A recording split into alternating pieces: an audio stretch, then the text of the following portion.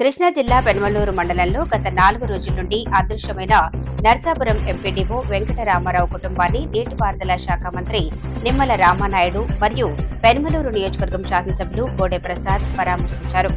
ఈ సందర్భంగా నిమ్మల రామానాయుడు మాట్లాడుతూ బాధిత కుటుంబ సభ్యులను రాష్ట్ర ముఖ్యమంత్రి చంద్రబాబు ఫోన్లో పరామర్శించి అదృశ్యం వెనుక ఉన్న కారణాలను తెలుసుకున్నారని, డిప్యూటీ సీఎం పవన్ కళ్యాణ్ కూడా ఈ ఘటనపై సరైన చర్యలు తీసుకోవాలని సంబంధిత శాఖలకు ఆదేశాలిచ్చారని తెలిపారు.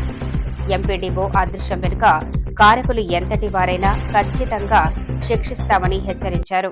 ఇప్పటికప్పుడు ఏ నెల పే చేయవలసినటువంటి ఆ కాంట్రాక్టుదారుడు చెల్లించకపోవడం, అది బకాయి కూడా సరైనటువంటి సమాధానం చెప్పలేకపోవడంతో ఈయన ఒత్తిడికి లోనైనటువంటి విధంగాను దీన్ని ఆసరాగా తీసుకుని కొంత బ్లాక్మెయిలింగ్ కూడా ఈయన్ని చేసేటువంటి ప్రక్రియలో జరిగిందనేది ఏదైతే వాళ్ళ కుటుంబ సభ్యుల నుంచి ఆయన ఇచ్చినటువంటి లెటర్ను బట్టి మన ప్రాథమిక సమాచారం.